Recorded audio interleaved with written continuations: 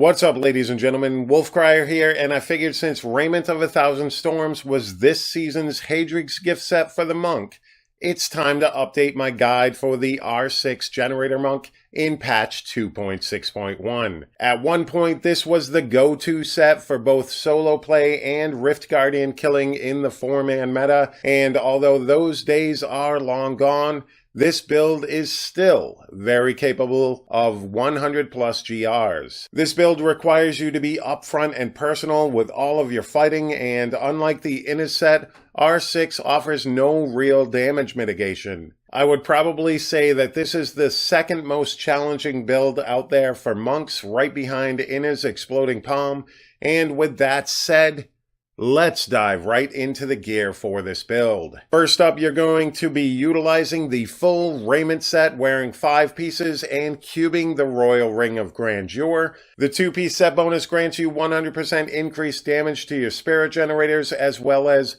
25% increased attack speed. The 4-piece set bonus causes Dashing Strike to cost 75 spirit. If you don't have the spirit to spend, then a charge will be consumed instead. And for the 6-piece set bonus, this increases the damage of your spirit generators by 1300% for 6 seconds every time you use Dashing Strike. So during fights, it will be important to dash at least once every 6 seconds. Next up, you should be wearing the Endless Walk set, the Traveler's Pledge Amulet, and the Compass Rose Ring add a substantial amount of damage to the build, with up to 100% increased damage while you are standing still, and while you're moving around gathering up mobs, it mitigates the damage you take. Then for the other ring, I would suggest Unity. This build is pretty squishy, and you're going to need all the help you can get.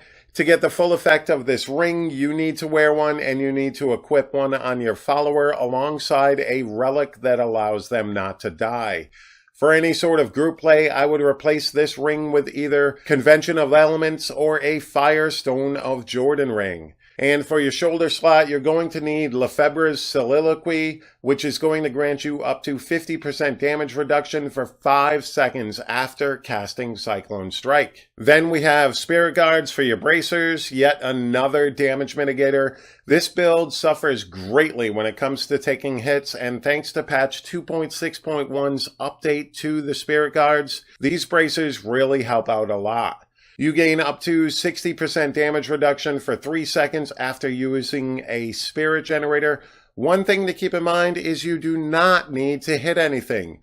So even while you're running around, it's not a bad idea to punch the air every now and then to gain this buff. For the belt slot, I prefer String of Ears, which reduces melee damage by up to 30%, and since you are constantly in melee range of the mobs, this helps out quite a bit. If you prefer more damage output, I would go with a Witching Hour here. For your weapons, you will be using the Shenlong Spirit weapon set with this build. These increase your generator's damage by 2% for every point of spirit you have. And when you reach maximum spirit, all of your damage will be increased by 200%. But you lose spirit very, very quickly after reaching this point. Now, as far as stats on your gear, I would say area damage is very important, along with attack speed, critical hit chance, critical hit damage, and pretty much on all of your armor, you're going to want some secondary resistances. And on your belt and pants, crippling wave damage is also a necessity. Don't forget to also make sure that one of your weapons has some life per hit on it. This is also necessary in helping you stay alive. Now for your cube and gems for the build, for your weapon slot in the cube, you will be using Flying Dragon, which occasionally doubles your attack speed.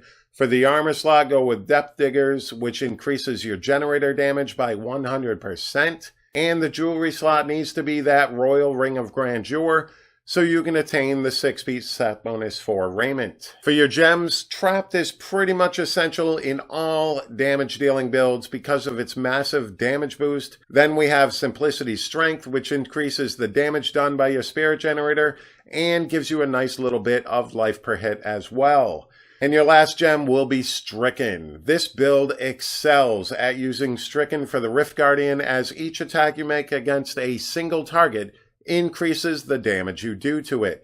this build is still one of the fastest Rift Guardian killers in the game, and without a doubt, the fastest amongst all of the monk builds. For your basic gems, I would use diamonds in your pants and chest, and an amethyst in your helm for additional life. And of course, emeralds in those weapons for the critical hit damage. Now let's talk about the skills. First up, we use Epiphany Desert Shroud for that 50% damage mitigation and the ability to teleport to mobs while under its effects. Keep in mind that the Shenlong set bonus renders the spirit regen portion of this skill useless once you reach full spirit. Next, we have Dashing Strike Blinding Speed for the 40% dodge chance and for keeping our damage from the Raiment set active at all times during fights.